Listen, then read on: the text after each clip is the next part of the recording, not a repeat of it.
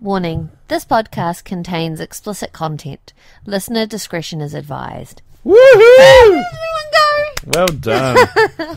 For everyone out there that has been listening to this since the beginning, you will notice that Bex does the intros, and it's been a while that you've actually done one first take, first go, so well done. Thank you. Do you want to thank anyone, mum, dad, your lawyer, anything like that? I have a lawyer? Supposedly. Yeah. I'm good. I'm Right. good. I'm good. This week's podcast is brought to you by my book, which you can find on iTunes stores now, which is fucking awesome. But It is. It is. Please buy it. It's only $1, and it's a good read. See, I don't even have to pimp it myself. I do have other people that can do it for me. So yay. Yep. So check it out online. It's called I can never. It's really funny. I wrote it and I can never say. Oremor. No. Oremor. Oremor. Oremor Island. Yeah, Oremor Island, which is Oremor Island. It's a book about zombies. So if you write George A. Romero's last name, Romero backwards, it's Oremor. That's what I'm saying. I'm sticking with it. Cool. So 1 minute 15 of an intro so far. Fantastic. Welcome back again to this lovely podcast. We've had a bit of a break, obviously, because, well, to be honest with you, we've had internet fuck-ups, we've had the computer fuck-ups, we've had everything and anything go wrong, and we kind of just consider this really as a mid-season break. I mean, fuck if Walking Dead and Breaking Bad and Futurama and Family, all those episodes, why can't we? But they're more popular than we are. Yeah, well, this is true as well. So, that's another thing too. Even though it does sound like we just hit record and ramble for fuckloads of time, a lot of time does go into making these stuff. And, well, yeah. Sometimes our numbers make us a little bit disheartened that people actually aren't listening to us. But you know what? We do it for the love of it. And for those of you who do listen to us, we do genuinely appreciate it. And we would really love some genuine feedback. Yeah, get in touch. Honestly, feel free. Yeah, but anyway, so enough about that because we'll plead more at the end of it for it.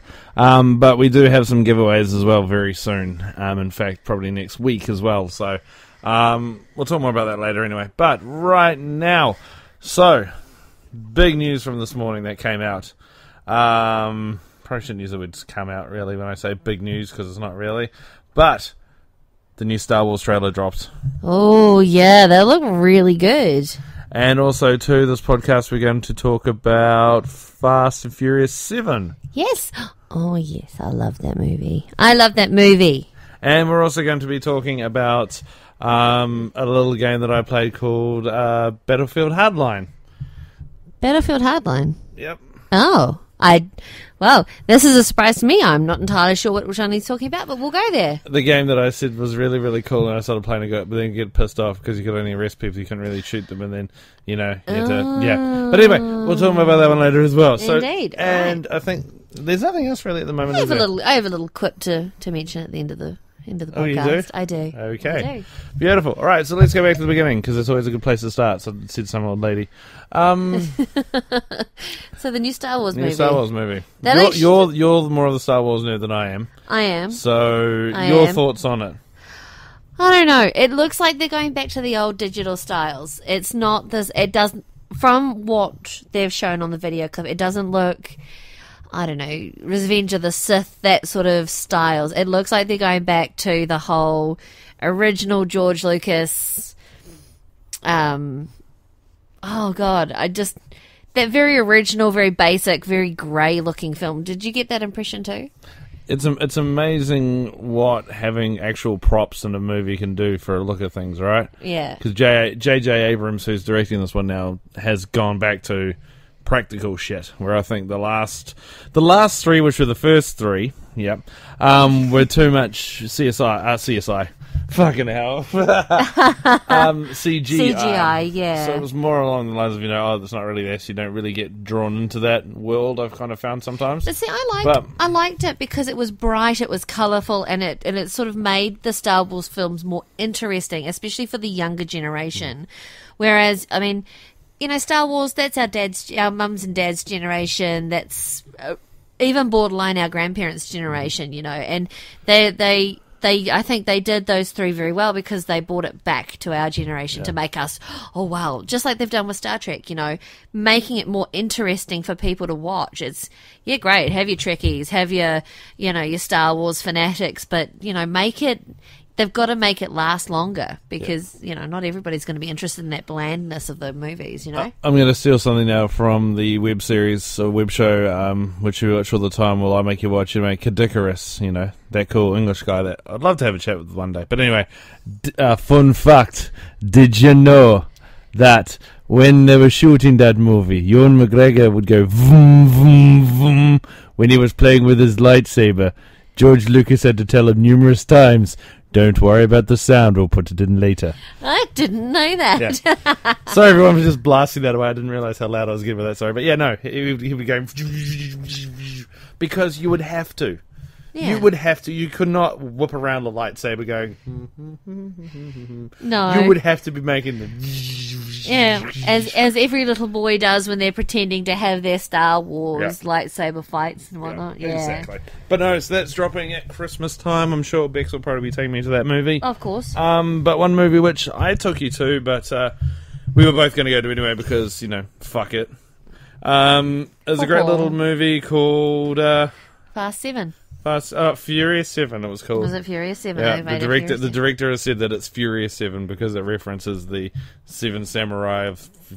some bullshit. So yeah, so it's Furious 7.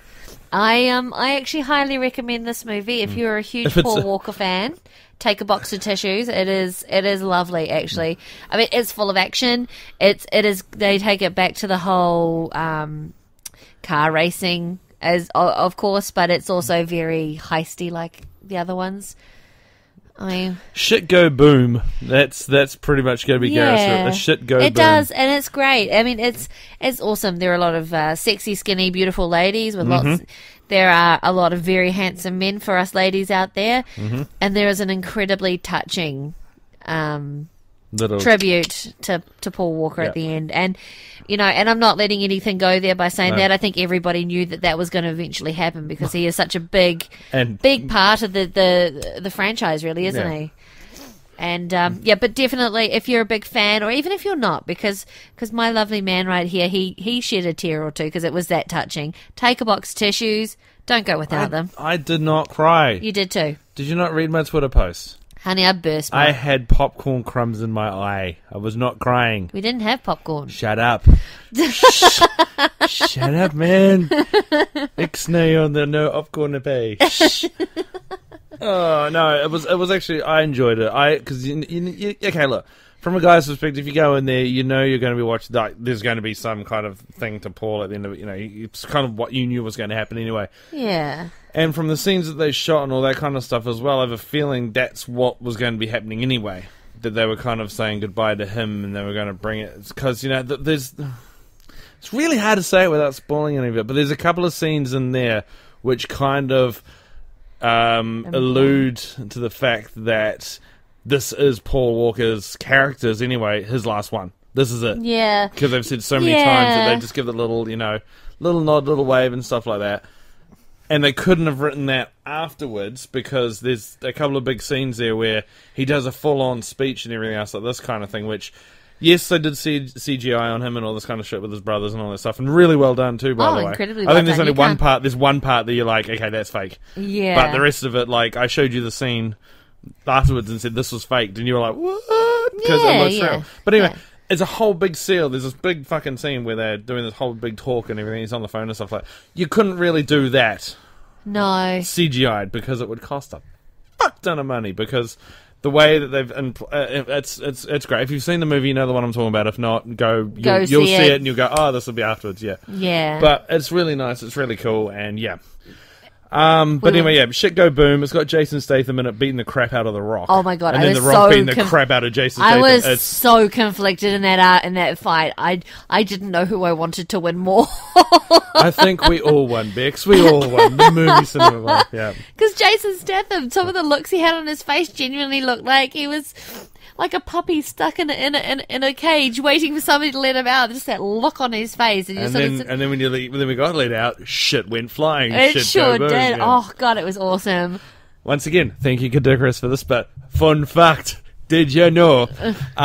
So he does a TV show where that's the... I was going to say, is he British or is he British. Jamaican? Because You're you're doing a Jamaican But he does that deep, the fun fact. I'll play it to you, mate, but yeah. Okay. I'm going to link him with this one, but anyway, so you can take the piss out of my thing. But anyway, originally, The Rock wasn't going to be in it whatsoever. This just goes to show how much Vin Diesel actually uses his social media, which is a fuckload. Oh, yeah. He was saying something, they were in talks with a certain actor, and they were like, okay, we can kind of see where this is going, kind of stuff. And someone wrote on his Facebook page, wouldn't it be really funny to see you and The Rock beat each other up? And Vin Diesel went, actually, yes. That would be cool. And so he got on the phone, rang up Rock, and all of a sudden, 2 months later, Rock's in the movie. That's awesome. Do you know the actor that he replaced? Not a clue. He's got 3 names. The second name has got 3 letters. Starred in a movie with Will Smith called Men in Black. There's Tommy an Lee old Jones. guy. Yeah. What? Tommy No. Lee Jones was originally meant to be The Rock's character. Funnily enough, slightly different, because I don't think Tommy Lee Jones he would be would've- more of a mind fugitive, like how he was in The Fugitive. Or- that kind or, of a chase him kind of down. Yeah. But The Rock is so much better. Oh, yeah. So much better. I love Tommy Lee Jones, especially his older work, but he would not have fit in well with that crowd. No. Although, Even Kurt Russell did a very good job. Kurt Russell did a really good job. He was quite cool. Yeah. Anyway, go see Fast 7. All right. Oh, and that was a spoiler, by the way, because that's not in the advertisements. That Who, he's in Kurt it. Russell? Yes. Yeah, it is. No, it's not. Yes, it is. None of the ones I've seen, he's in it. Yeah, I'll show you the trailer. It's in it. I've already anyway. seen the movie, doesn't matter. Yeah, you feel like seen the part. Okay, so really quick, because we are kind of running short on time now.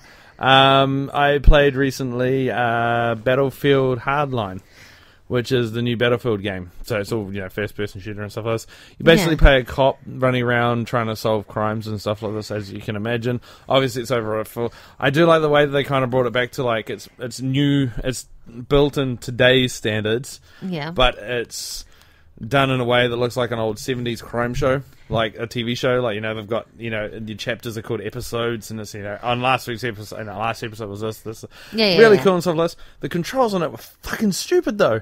So many times I'd go up to someone to try and shoot them, and all of a sudden I'm trying to tase them with a taser that's dead, or I've got a gun with no bullets, and I'm trying to do something stupid. It didn't work. I got fucked off. But I was wearing sound-cancelling headphones because I happened to have been watching Horns at the time, which, by the way, awesome movie. We'll talk about that next week. But I could hear you yelling at the TV over my headphones. No, I'm an okay gamer. I'm in that awkward, the decent. I say good to decent range. Okay, I'm not amazingly awesome, but I can play fairly well. Give me a couple of minutes, I'll get the controls and be awesome. It's like, no, this one I just could not do it. I could not. I'd pull out one gun, but you'd have a button which you'd change to another gun. That would send off a fucking grenade, and all of a sudden everyone's looking at me, and it was just like game over. So I had no idea. But yeah, so personally, I was a bit let down because I was looking forward to it. But hey, that's just me. I could just been cabbage at that game, so it's fine. Well, I don't know. I mean, I've watched you play the games beforehand, and I mean, we play together, and so you get a little bit of a fright in some games. Ha ha ha ha. Squealy. Shut up. Anyway, but I mean, you get the controls generally straight away, and there was no booklet with this one. We actually had to download. In fact, I even downloaded the wrong booklet. Bex was being really nice, and she goes, "Right, I got you. I downloaded the booklet. It's so good, so great." Yeah, it was for the Xbox One. I was playing on PS3. Yeah. So the controllers are totally different. But anyway. My bad. Yeah. My bad. So yes, so out of 10, storyline-wise and all that kind of stuff, what they were doing, I'll give it like an 8, because it was quite nice. It was really good. My feeling on the game overall, though, because the controls was like 4. I could not play it anymore. But anyway. Yeah. So this one here is now, because... as I've said before last time, we are going to make this back to how it was, with different segments and different things like this. But once again, we don't have much money. So what we're going to do is, when we get this, we're going to get, proper tags done up. Like, we're going to make it fucking shit hot. So we still don't have a part what this is going to be called. But this is a story where Bex has found a story. I have no idea what it is about, honestly. No idea whatsoever. Which sometimes can be good, sometimes can almost start fights. But... Only sometimes. But...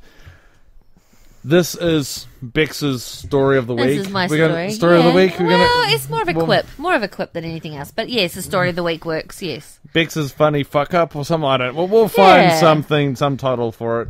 But yes. So Bex, So hit me with your story. yeah. So okay. So I am pretty new to Twitter. Yep. And I, being a natural